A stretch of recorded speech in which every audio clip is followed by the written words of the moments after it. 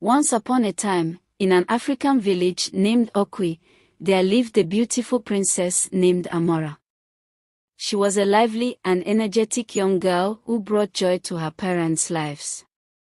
Her parents, the king and queen, cherished her dearly, and they all lived happily together until one day, a mysterious illness befell the queen. Despite the efforts of the village's herbalist, her ailment could not be cured. One night, after Princess Amora bid her mother good night and returned to her own hut, her mother passed on. Amora's bitterness over the incident consumed her, and she refused to be comforted. The loss of her mother left her depressed, and she turned to food for solace.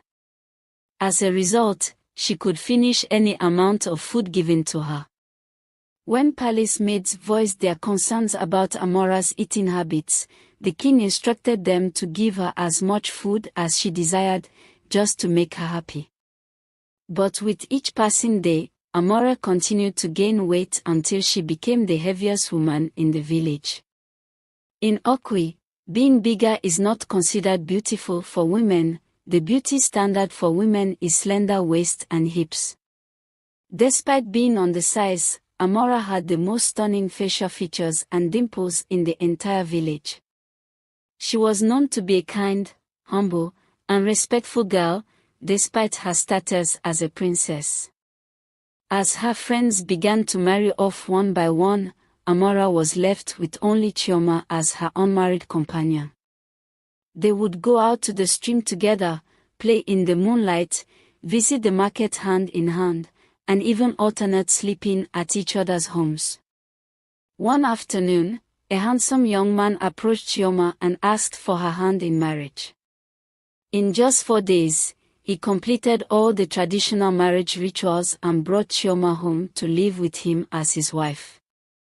After Princess Amora was abandoned by her only friend in the village, she had no one left to turn to. She walked alone, constantly facing ridicule and cruel comments about her body size from the villagers. The constant bullying and loneliness took a toll on her mental state, leaving her feeling depressed and isolated. One day, as Amora sat by the stream where she and Chioma used to spend their days, she reflected on all the cruel words that had been spoken to her, and she threw herself on the ground and let out a deep loud cry. In what seemed like a flash, a figure appeared in the river. Amora was surprised. She rubbed her eyes with her hands to make sure she wasn't dreaming. Behold, it was the mermaid, the river goddess. The mermaid smiled at Amora, her eyes sparkling with wisdom and compassion. "Do not despair, Princess Amora," she spoke in a voice as melodious as the flowing river. "I have heard your cries and I am here to offer you a chance at happiness." Amora looked up, tears glistening in her eyes.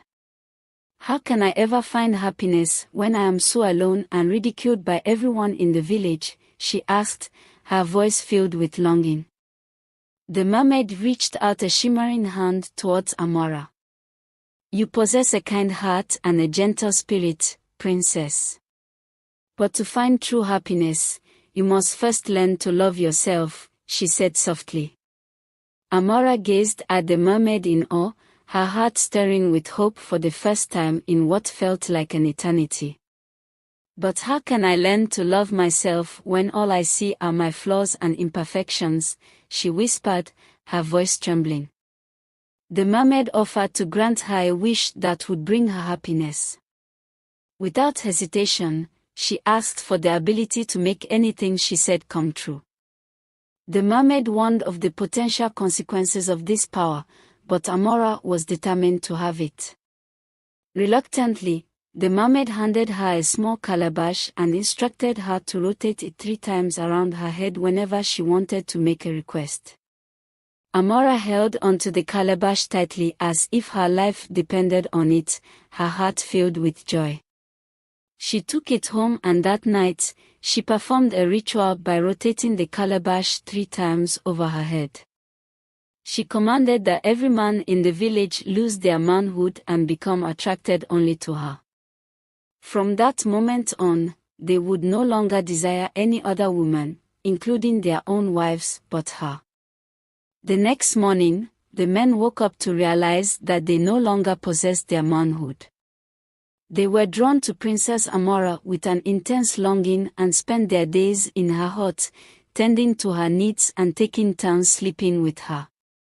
They wash her clothes, her undies, sweep her hut, tend her nails and even cook for her. Amora was happy and having what seemed like the best time of her life. Meanwhile, the wives of the men in Amora's web became angry and set out to seek the reason and solution for their husband's sudden affection for Amora while abandoning them and their children. They set out to meet one of the most powerful sorceresses, known for her powerful magic in the village. After her divination, she instructed them to visit Amora's hut at midnight and use a substance she provided, which they would put both her and their husbands into a deep sleep, after which, they were to enter Amora's home and break a small calabash hidden under her bed, which would free their husbands from whatever hold Amora had over them. Then at midnight the same day, they went to Amora's hut and did exactly as they were instructed. All the men woke up, surprised and in shock to see themselves at Amora's hut. They immediately went back to their family, begged their wives for forgiveness. They pleaded that some sort of dark magic prompted them to their unruly behavior. The story of Amora's encounter with the men quickly spread throughout the village and eventually reached the ears of the king. He was outraged by her behavior and ordered that she be placed in the palace prison for 4 market days with only water and no food. Amora's friend Chioma came to visit her after she had finished serving her punishment. Chioma told Amora that she had heard about what happened and offered to help her lose weight and regain her confidence. Each day, Amora and Chioma would make their way from the palace and take a morning stroll down to the river and back to the palace. They would walk about 5 times. During one of their walks, Chioma suggested that Amora reduce her carbohydrate intake and incorporate more fruits and vegetables into her diet. Amora herself was very determined to reach her goal. She started walking herself down to the river most times without waiting for Chioma. After 12 market days, changes in Amora's body became evident. Her clothes hung loosely on her frame, a result of her significant weight loss. Despite this, her beauty seemed to radiate even more. One fateful day, Amora decided to take a walk to Chioma's husband's house. She expressed her gratitude for Chioma's unwavering support during her difficult times. They embraced tightly and shed tears of joy. On her journey to the palace, Amora's beauty caught the eye of a young and handsome prince from a neighboring village. He had come to visit his cousin in Amora's village when he saw her, and he was immediately drawn to her charm. He walked up to her. He told her that something in him told him that she would be his wife. Amora was shy, but she finally asked the prince to come see her father if he truly intended to marry her. After 3 market days, the prince, accompanied by his parents and royal advisors, arrived at Amora's palace to perform the traditional marriage rites and took Princess Amora home and his wife. Amora and her husband the prince had many children and lived happily ever after.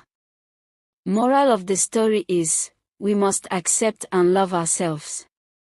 We should not resort to deceitful methods in pursuit of our goals, but rather work diligently with determination to change what we can and gracefully accept what we cannot.